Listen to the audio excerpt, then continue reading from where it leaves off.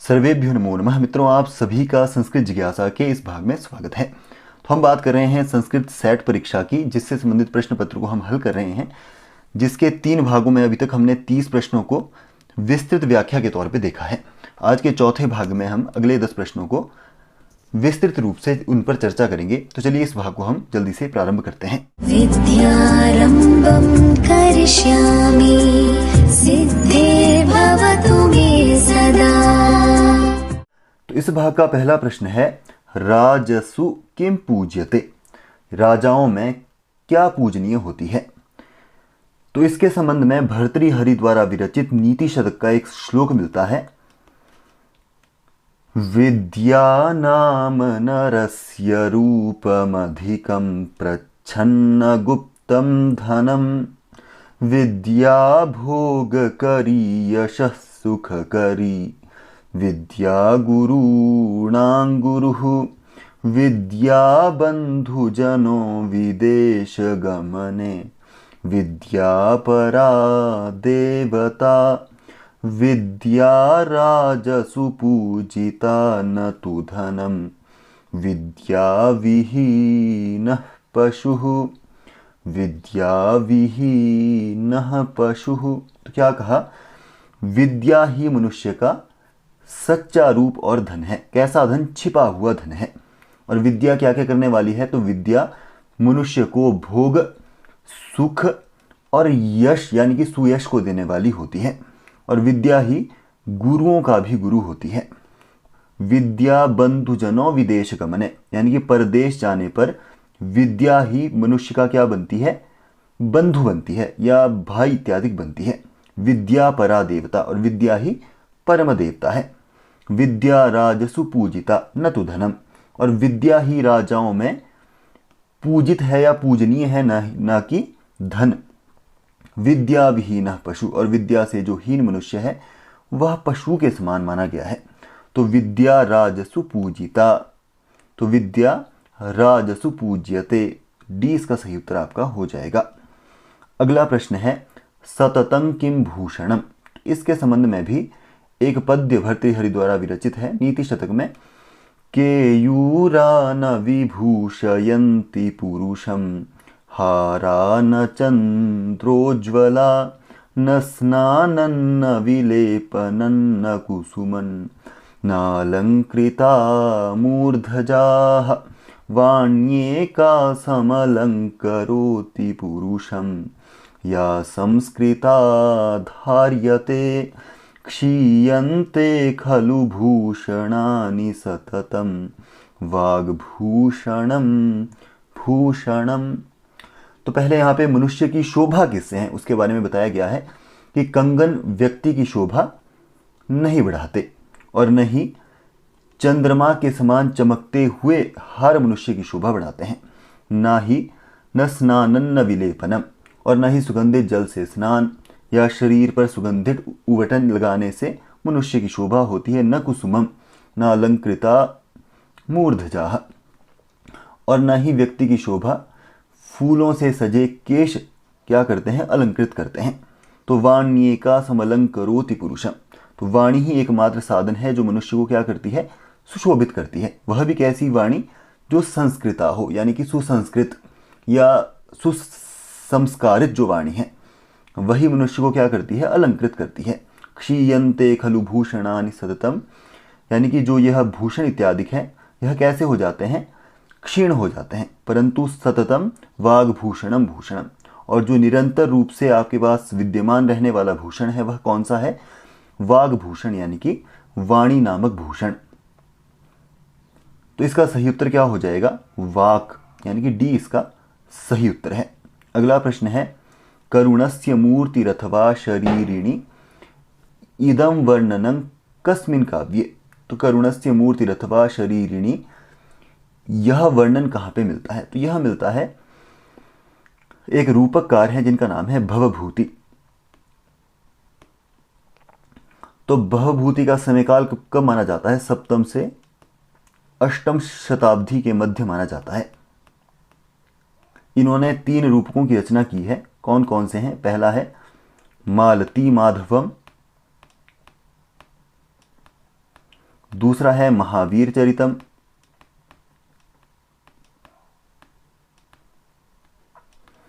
और अंतिम आता है उत्तर रामचरितम।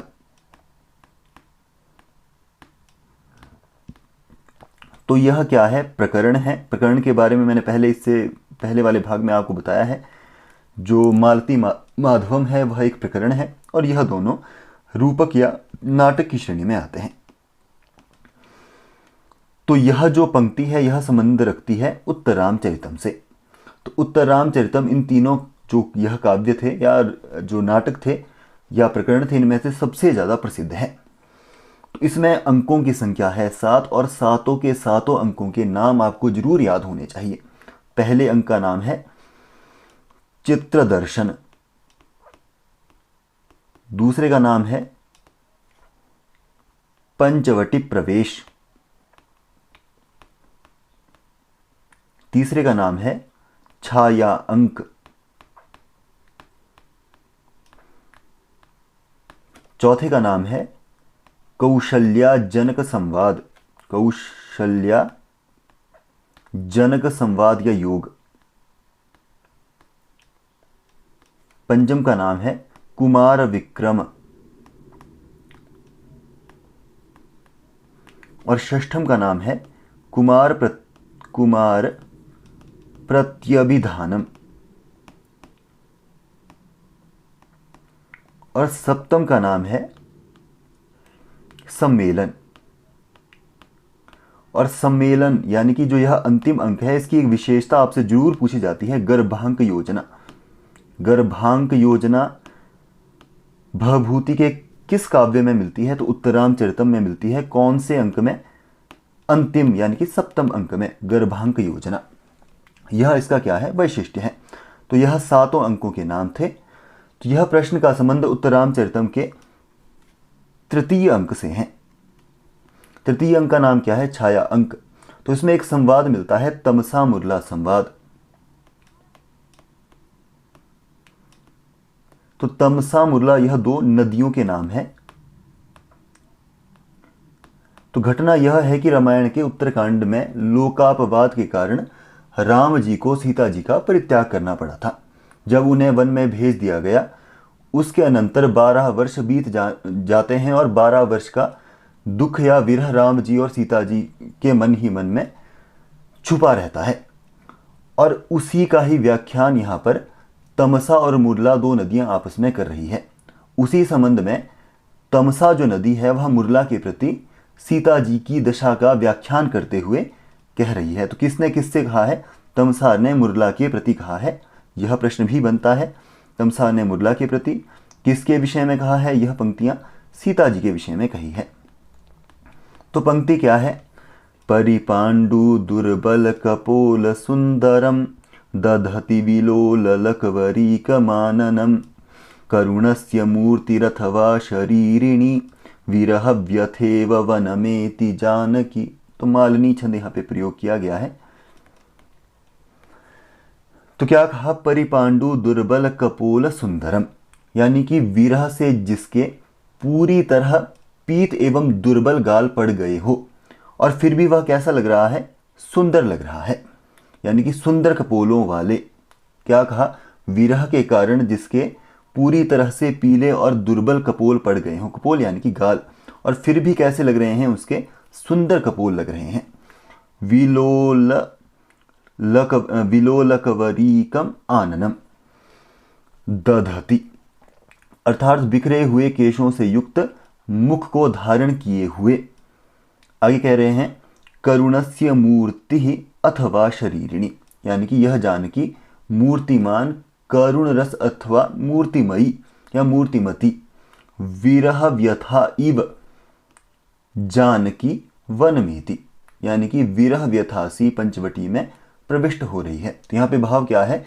तमसा मुरला को सीता जी की वर्तमान स्थिति का अनुभव करवाते हुए कहती है कि राम के वियोग में सीता जी के कपोल पीले पड़ चुके हैं, और वह कपोल कैसे हो गए हैं? कृश, यानी कि रूखे हो चुके हैं। परंतु ऐसा होने पर भी सीता जी की शोभा में कोई फर्क यहाँ पे पड़ता हुआ नहीं दिख रहा है।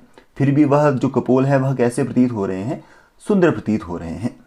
राम जी के वियोग में बालों को संवारना, वेणी करना जो स्त्रियों के नियम होते हैं, उनसे भी वह वंचित हो चुकी है।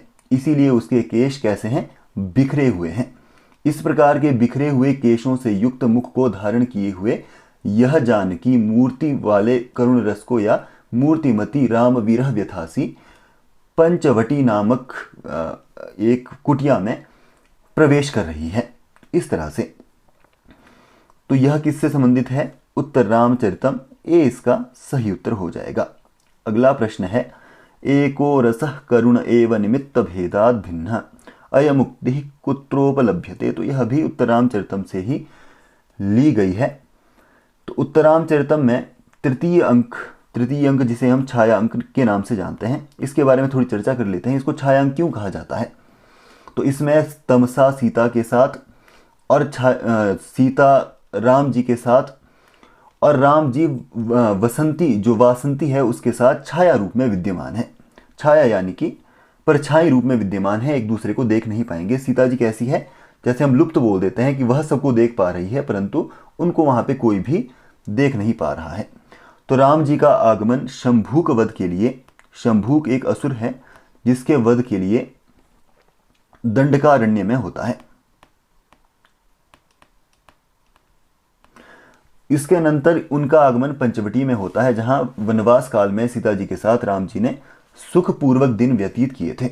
उनके आगमन से पूर्व अगस्त ऋषि की पत्नी, जिसका नाम क्या था? लोपामुद्रा। लोपामुद्रा किसकी पत्नी थी? अगस्त्य ऋषि की पत्नी थी। तो उनके आगमन से पूर्व अगस्त्य ऋषि की पत्नी लोपामुद्रा को इस बात का आभास हो चुका था कि यदि पंचवटी में राम जी का गमन होगा तो सीता अभिषेक सारी जितनी भी उनकी स्मृतियां हैं वह फिर से ताजा हो जाएगी और वह बहुत ज्यादा भावुक हो सकते हैं। इसीलिए वह गोदावरी नामक एक नदी विशेष है, गोदावरी को पंचवटी भेज देती है ताकि वह राम जी को वहां पे सांत्वना दे सके। तो लोकापवाद के बाद जब सीता जी को लक्ष्मण जी वन में छोड़ आते हैं तो उस समय सीता जी क्या थी? गर्भिणी थी और अत्यंत दुख होने के कारण वह गंगा जी में कूद गई थी, जहां उसने 2 पुत्रों को जन्म दिया था, लव और कुश। उन दोनों को वह वाल्मीकि आश्रम में शिक्षा दीक्षा के लिए भेज देती है। अब उन दोनों बालकों का 12वां जन्म दिवस है और गंगा जी सीता जी को बालकों का जन्म दिवस मनाने के बहाने अदृश्य बनाकर तमसा के साथ राम जी की रक्षा करने के लिए पंचवटी भेज देती है। तो सीता जी क्या है? अदृश्य है, यानी कि वह सभी को देख सकती है परंतु उन्हें वहां पे कोई नहीं देख सकता। तो राम जी पंचवटी में पहुंचे और सीता भी अदृश्य रूप में वहां तमसा के साथ उपस्थित थी। राम जी वहां के पर्यावरण को देखकर, सीता जी के साथ व्यतीत किए हुए स्थानों को देखकर क्या हो जाते हैं? मूर्छित हो जाते हैं। तो तमसा के कहने पर सीता उन्हें अदृश्य रूप में स्पर्श करती है, जिसके आभास को राम जी क्या कर लेते हैं? अनुभव कर लेते हैं और वह शांत हो जाते हैं, सामान्य हो जाते हैं। वासंती क्या है? वन देवता है। वासंती यानी कि वन देवता। तो वासंती वहां पे राम जी से मिलती है और बहुत ही कठोरता से राम जी से प्रश्न करती है कि जिस सीता को तुम अपनी प्राणप्रिया कहते थे उसे लोकापवाद के कारण ही तुम कैसे त्याग कर सकते हो? केवल अपने यश के लिए तुम कैसे उसको त्याग कर सकते हो? तो वासंती जो सीता जी की सखी है उसके इस प्रश्न को सुनकर दृश्य जो सीता है वह भी विलाप करने लगती है और कहने लगती है कि मेरे कारण राम जी की यह कैसी दुर्दशा हो गई है, मेरे कारण राम जी को क्या क्या सुनना पड़ रहा है। राम जी का वापस जाने का समय हो चला था, तो उस समय तमसा भी सीता को वापस चलने के लिए कहती है, परंतु वह 12 वर्ष बाद मिलते हैं, इसीलिए वहां से सीता जी गमन करने में बहुत ज्यादा क्या हो जाती है? भावुक हो जाती है। तो उस दशा में तमसा बोलती है उन दोनों की स्थितियों को देखकर, यानी कि राम जी की और सीता जी की स्थिति को देखकर, तमसा जो उसके साथ विद्यमान होती है वह कहती है कि एक पद्य है, एको रसः करुण एव निमित्त भेदाद भिन्न पृथक पृथगिवा श्रयते विवर्तान आवर्त बुद्बुद तरंगमयान विकारान अंभो यथा सलिलमेव तु तत्समग्रम। यानी कि एक एव करुण रसः निमित्त भेदाद भिन्न सन, यानी कि एक ही करुण नामक रस निमित्त के भेद से भिन्न होता हुआ पृथक पृथक इव पृथक पृथक विवर्तान आश्रयते इव, इस तरह से भिन्न भिन्न विवर्तों का आश्रयण करता है, ऐसा प्रतीत होता है कि यथा अम्बः आवर्त बुध बुधतरन मयान विकारान आश्रयते, जैसे एक जल का ही भंवर बुध बुध और तरंग रूप विकारों का आश्रयण करता है। तत्समग्रम तो सलिलमेव, परंतु वह तत्वतः क्या है, जल ही है। इस तरह से यानी कि वह सभी जितने भी अन्य रस हैं, श्रृंगार, हास्य, वीर, भयानक, रौद्र, विभत्स, वह सभी का किसमें विलय हो जाता है, करुण में ही विलय हो जाता है। इस प्रकार से यहाँ पे भवभूति ने कहा है। तो यह किस में लिया गया है, उत्तरामचरितम से लिया गया है। अगला प्रश्न है अल्पाच्चतरम इत्यस्य सूत्रस्य उदाहरणमस्ति। तो अल्पाच्चतरम एक सूत्र है, किससे संबंधित है, द्वंद्व समास से संबंधित है। द्वंद्व समास में उभय पद की प्रधानता होती है, यानी कि पूर्व पद का भी अन्वय होता है और पर पद का भी उसमें अन्वय होता है। तो दोनों से ही अर्थ का ग्रहण होता है, जैसे कि रामश्च लक्ष्मणश्च इति राम लक्ष्मणौ। इस तरह से कौन सा सूत्र द्वंद्व समास करता है, चार्थे द्वंद्वः। यह सूत्र क्या कहता है कि च के अर्थ में द्वंद्व समास हो, समर्थ च इस अर्थ में क्या हो, द्वंद्व समास हो, जैसे कि रामच रामश्च लक्ष्मणश्च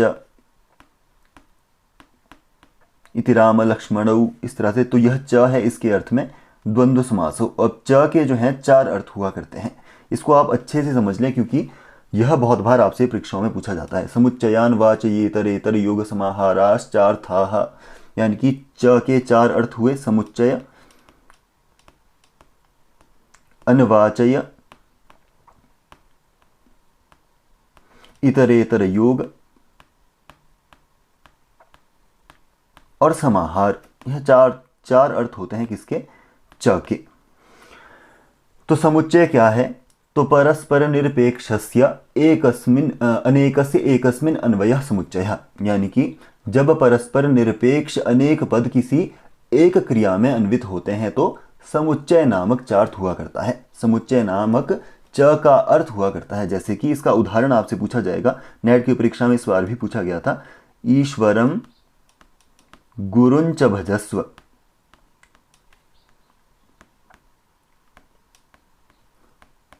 यानी कि ईश्वर को भजो और गुरु को भजो।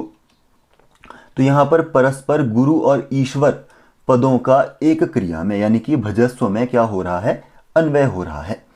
तो निरपेक्ष का अर्थ क्या होता है, एक दूसरे से अपेक्षा ना रखना। तो यहां पर दोनों का स्वतंत्र रूप से भजन क्रिया में अन्वय लक्षित हो रहा है, इसीलिए यहाँ पे समुच्चय नामक चर्थ विद्यमान है।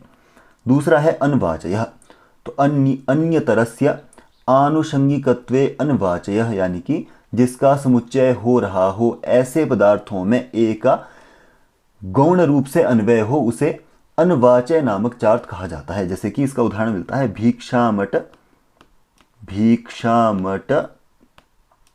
गांचानय,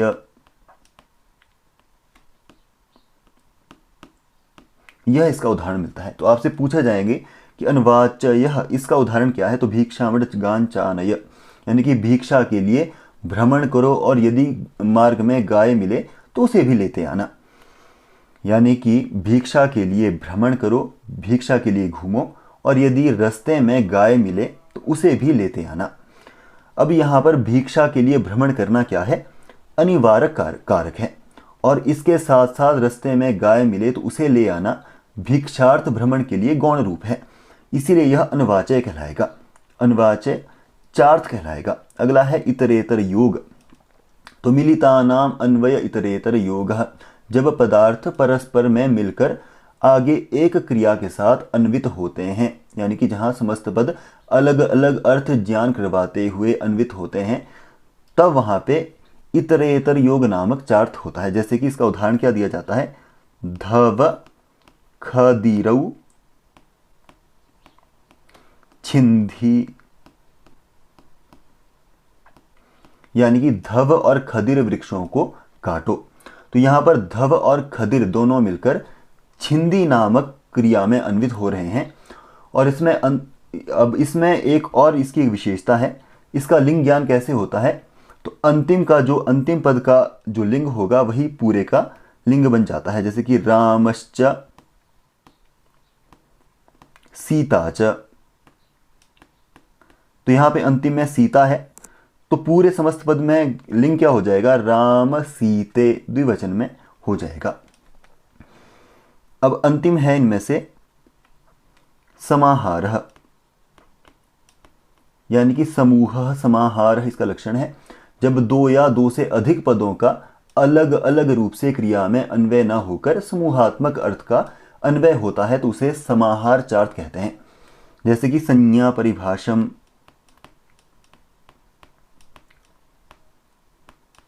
यह इसका उदाहरण मिलता है, यानी कि संज्ञा और परिभाषा।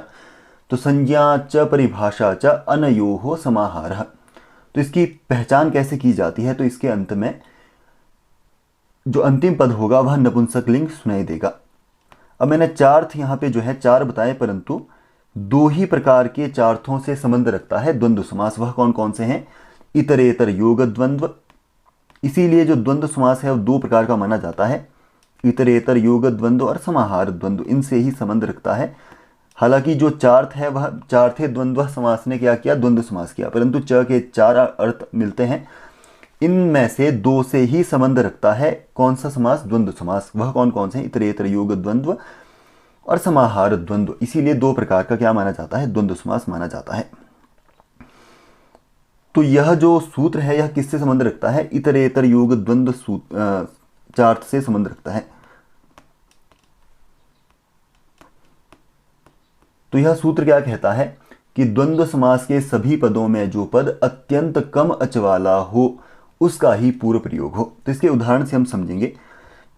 इसका उदाहरण है शिव केशव। क्या इसका विग्रह होगा, तो इसका लौकिक विग्रह है शिवश्च केशवश्च। अलौकिक विग्रह क्या हो जाएगा, शिवसु केशवसु।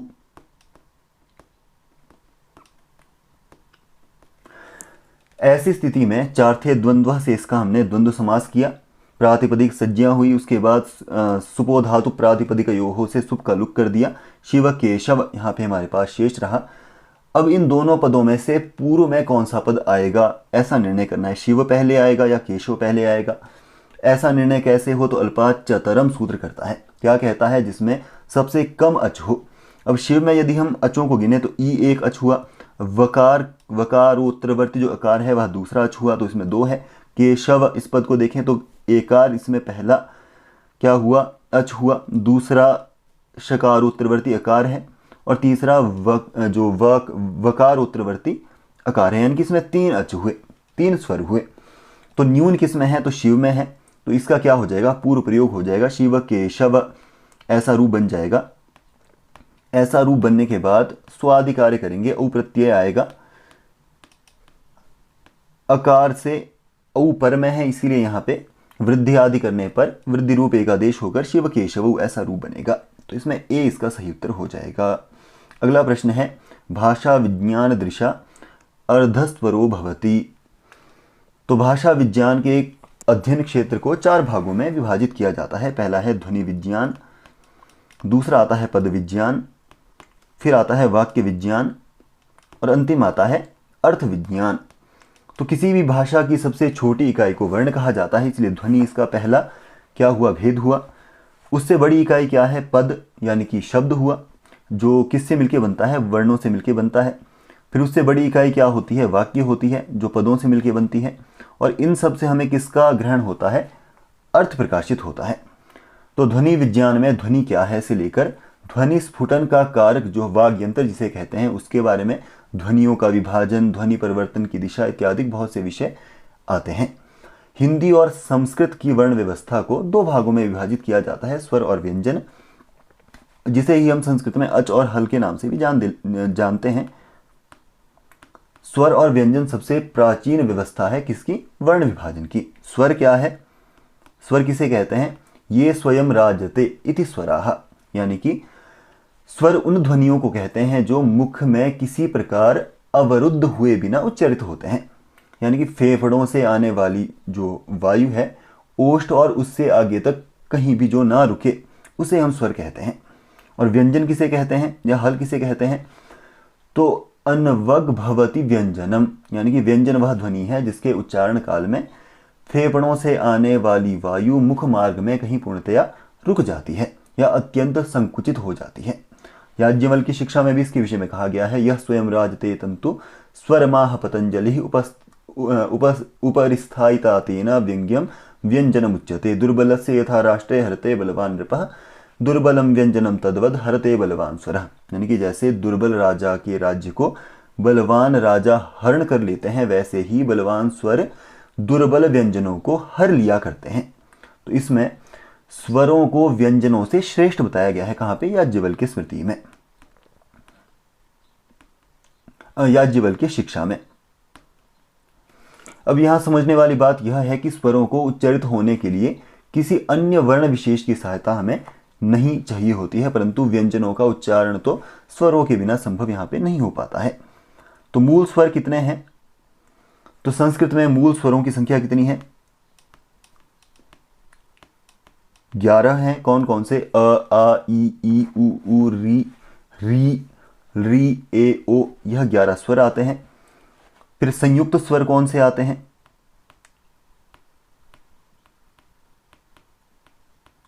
ऐ, औ, इन्हें हम संयुक्त स्वर के नाम से जानते हैं। अ और ई से मिलके बनता है, अ और ऊ से मिलके बनता है, तो यह संयुक्त स्वर की श्रेणी में आते हैं। अर्ध स्वर किन्हें कहा जाता है? तो संस्कृत में जिन्हें अंतस्थ वर्ण कहा जाता है उन्हें ही अर्ध स्वर की संज्ञा दी जाती है। यर्लवाह अंतस्थाः, यानी कि अंतस्थ का अर्थ है जो ध्वनियां स्वरों की तरह न तो निर्बाध हो और न ही व्यंजनों की तरह अवरुद्ध हो। जो यह मध्य अवस्था है उसे ही अर्ध स्वर की श्रेणी में रखा जाता है। तो य, र, ल और व, इन्हें हम किसके अर्थ में रखते हैं? अर्ध स्वरों की श्रेणी में रखते हैं। तो इनमें से व यहां पे दिया है, तो इसमें सही उत्तर हो जाएगा ऑप्शन नंबर सी। व्यंजन कितने हैं? तो व्यंजनों को बहुत सारे विभाग मिलते हैं। मुख्यतः पहले हैं 5 हमारे वर्ग हो गए, इसमें 25 वर्ण आ जाएंगे। फिर अंतस्थ वर्ण है, उसमें 4 वर्ण आएंगे, य, र, ल, व। ऊष्म वर्ण है, उसमें 4 आते हैं, श, श, स, ह। विसर्ग, जिसे हम विसर्जनीय विसर्ग कहते हैं, वह 1 हुआ। फिर अनुस्वार, जिसे हम कहते हैं, वह 1 हुआ। फिर इसका संपूर्ण यदि हम देखें, टोटल कितने हो जाएंगे? 35 यहाँ पे क्या हो जाएंगे? संपूर्ण वर्ण 35 है। व्यंजन संपूर्ण कितने हैं? 35 है। और इसमें यदि स्वरों को भी हम गिन लें तो कितने हो जाएंगे? 48 टोटल यहाँ पे वर्ण संस्कृत भाषा में मिलते हैं। तो इसका सही उत्तर हो गया ऑप्शन नंबर सी। अगला प्रश्न है, शमेन सिद्धिम मुनयो न भूभृतः इदम वाक्यमस्ति। तो इसके बारे में मैंने बहुत चर्चा किरातार्जुनीयम में आपसे की है। किरातार्जुनीयम भारवी के द्वारा लिखा गया एक महाकाव्य है। इसमें मैंने बहुत कुछ आपको पहले बता दिया है, इसके बारे में ज़्यादा बताने की जरूरत नहीं है। यह किससे संबंधित है? पहले सर्ग से संबंधित है। विहाय शांतिम नृपधाम तत्पुनः प्रसीद संदेहि वदाय विद्विषाम वर्जन्ति शत्रुन वदूय निस्पृहः शमेन सिद्धिम मुनयो न भूभृतः। यानी कि शमेन, संयम से सिद्धि किनको प्राप्त होती है? मुनियों को प्राप्त होती है, ऋषियों को प्राप्त होती है, न कि राजा को। ऐसा इसका अर्थ होगा। यदि आप पूरा देखना चाहते हैं तो आपको जो सेकंड लास्ट भाग है हमारा किसका? किरातार्जुनीयम का, उसमें आप इसको डिटेल से देख सकते हैं। अगला प्रश्न है, निम्नांकितेषु ध्वनि नियमस्य प्रवर्तको न वर्तते। तो भाषा विज्ञान के मुख्य अंग मैंने आपको बताया कि 4 हैं, उनमें से ध्वनि विज्ञान पर यहाँ पे चर्चा की गई है। तो ध्वनि विज्ञान का एक मुख्य विषय है ध्वनि नियम, यह इसका एक मुख्य विषय है। तात्पर्य क्या है? तो किसी भाषा विशेष में, किसी काल विशेष में कुछ विशेष परिस्थितियों के अंतर्गत हुए विशेष प्रकार के ध्वनि परिवर्तनों को ध्वनि नियम कहा जाता है। तो इसमें 4 मुख्य जो है बातें स्पष्ट होती है। पहला तो ध्वनि नियम का संबंध किसी विशेष भाषा से हुआ करता है, ध्वनि नियम किसी काल विशेष से संबंधित होता है, और इस प्रकार के ध्वनि नियम कहीं विशेष परिस्थितियों में ही हुआ करते हैं, और ध्वनि नियम कुछ विशेष ध्वनियों को ही प्रभावित किया करते हैं। ध्वनि नियम कितने हैं? 5 है। ग्रीम नियम, ग्रासमान, वर्नर, तालव्य और मूर्धन्य, यह 5 ध्वनि नियम मुख्य तौर पे मिलते हैं, इनमें से प्रवर्तक नहीं है कौन? तो वेवर इसमें प्रवर्तक नहीं है, सी इसका सही उत्तर हो जाएगा। सबसे ज्यादा पूछे जाने वाला कौन सा है? ग्रीम नियम। तो इसके विषय में बहुत लंबी चर्चा होगी, कभी आगे इस पर चर्चा की जाएगी। अगला प्रश्न है, प्रकरणस्य उदाहरणम भवति, प्रकरण का उदाहरण है। तो मृच्छकटिकम प्रकरण का उदाहरण है। प्रकरण के बारे में मैंने आपसे पहले जो है विशिष्ट चर्चा की है। तो मृच्छकटिकम किसका ग्रंथ है? तो यह आचार्य शूद्रक का ग्रंथ है। इनका समयकाल कब आता है? तो 200 से 300 ईसा के आसपास इनका समयकाल माना जाता है। और इसका उपजीव्य किसको माना जाता है? तो भास द्वारा विरचित चारुदत्त नामक नाटक को इसका क्या माना जाता है? उपजीव्य ग्रंथ माना जाता है। इसमें नायिका कौन है? नायक कौन है? तो नायक इसमें चारुदत्त है। नायिका कौन है? वसंत सेना है। नायक कैसा है? ब्राह्मण है। नायिका कैसी है? शूद्रा है, यानी कि वैश्या है। तो इसकी यहाँ पे इन दोनों की प्रेम कथा वर्णित की गई है। 10 इसमें क्या मिलते हैं? अंक मिलते हैं। नाम अलंकार न्यास पहले का है, दूसरे का नाम द्यूतकर संवाहक है, तीसरे का नाम संधिच्छेद है, चौथे का नाम मदनिका शर्विलक है, पांचवें का नाम दुर्दिन है, छठे का नाम प्रवहण विपर्यय है, सातवें का नाम आर्यकापहरण है, आठवें का नाम वसंत सेना मोटन है, नौवें का नाम है व्यवहार और अंतिम का नाम संहार है। तो इस तरह से तो इसमें सी आपका सही उत्तर हो जाएगा।